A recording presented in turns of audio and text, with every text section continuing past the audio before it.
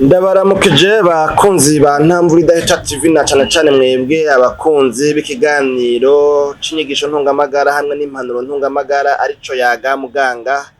Amagara meza, kugubwa neza no kuranirwa mu vyanyu no mu banyu nivyo ndabipfurije. Mbahaye ikaze muri kino kiganiro gisanzwe giteramishwa na jewe Janvier Manirambona mu ntumbero nyene nk'iyo yo gusangira namwe inyigisho ntungamagara hamwe n'impanuro ntungamagara.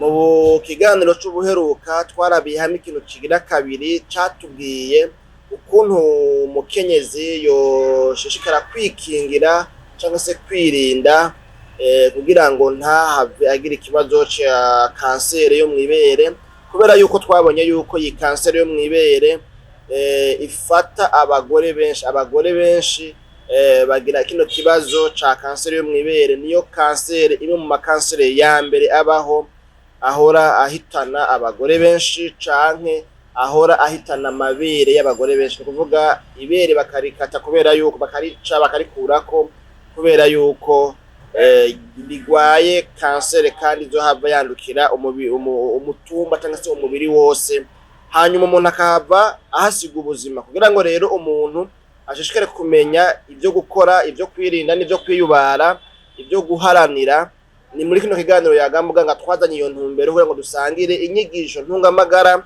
hamwe n'impanuro ntungamagara. Umuntu amenye ngo nkwiye gukora ibi ku neza y'amagara meza, ku neza yakazoza kanje.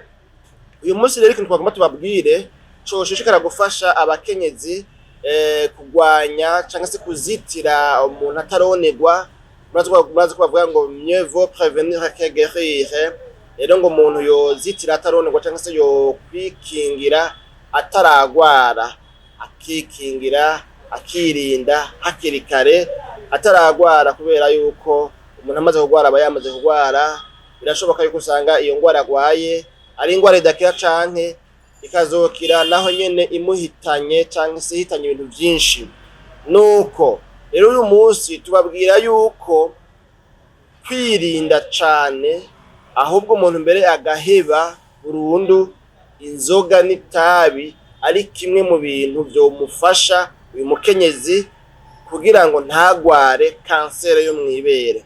Birabonekana yuko mu barwara izi kanseri zo mwibere igicigiri nyamwinshi ugereranije abanwa inzoga n'abanwa itabi cyangwa se abatumura itabi, abasogota itabi, igicigiri nyamwinshi usanga abatabikora ibyo ari bo bigendeka cyangwa se baba bafise amahirwe yo kutagwara iyi kanseri. Hamwe mugabo bien sûr n'ibindi twamaze kuraba canke tugiye kuzoshishikara kurabira hamwe byofasha kwirinda no kwikingira iyi kanseri yo mwibere, boba babikora bakabishira mu ngiro.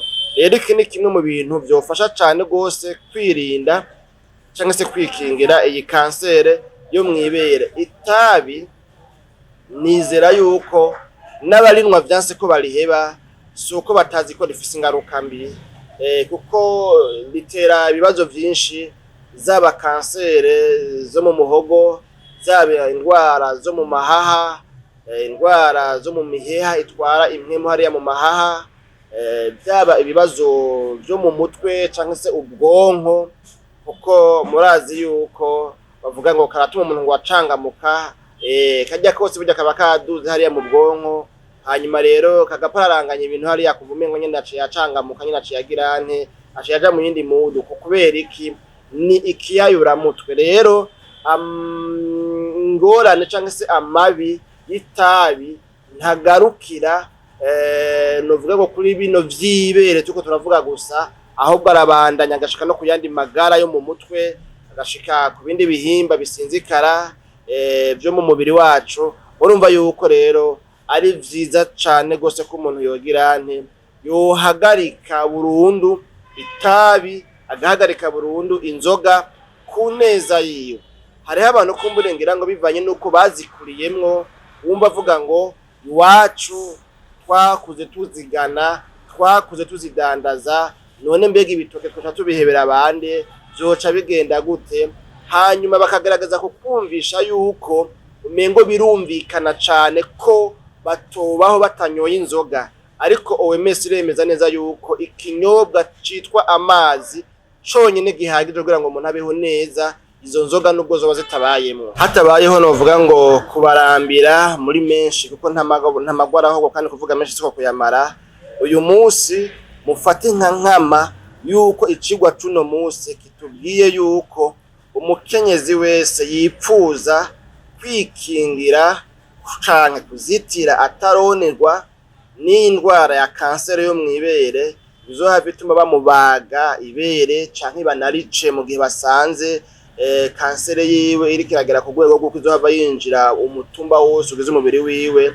Mufate nka nkama yuko canke se mubishire muri ntibate yuko icigwa cuno munsi kitubwiye yuko umukenyezi yipfuza kwikingira no kwirinda iyi kanseri yo mwibere, mbere wanashaka n'izindi ndwara. Tubonye hariho za kanseri zo mu muhogo, tubonye ko hariho indwara zo mu mahaha, tubonye ko hariho indwara zo mu mutwe zikwegwa n'urya mwotsi w'itabi. Tubonye yuko inzoga n'itabi ari ibiyayuramutwe umuntu akwiye kugira akwiye novuga ngo kureka kubw'ineza y'amagara yiwe, kubera yuko nimba ari kinyobwa amazi arakwiye, ibindi byose amaji ibisosa ni question de loisir, kwinezereza mu manza no mu bindi. Ariko navyo nyene sinzi ko muri mwebwe hari abantu bigeze gukurikirana publicity ya kera yigeze kuba ihari ya novuga ngo yahayagiza ikinyobwa c'ibiyeri, bavuga ngo ariko muribuka kwigerera, bakavuga ibyiza byose bashatse kuri Primus, bagaca bavuga ngo mugabo ngo ariko muribuka kwigerera. No kuvuga naho muzinwa izo nzoga mwibuke kwigerera, kuko ni nkura mu mubindi, nawe ndagukure mu bantu, ndagukure mu bagabo, ndagukure mu bashinga ntahe. Nibaza ko ivyo navyo nyene musanzwe mubizi.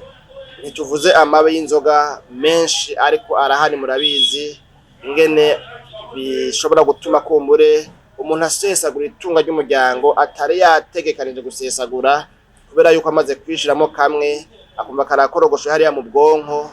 Usanga n'uri ngaho usavuga ati muhe nurya muhe, ugasanga rero kwigerera biragoye. None rero inzoga n'itabi, bakunze b'ikiganiro Yaga Muganga, mwifuza gushishikara guhanira kugira amagara meza no kugwanya iyi kansere, mumenye ko nimwabigira bizobafasha kugwanya iyi kansere. Naho ubutaha mu kiganiro Yaga Muganga c'ubutaha.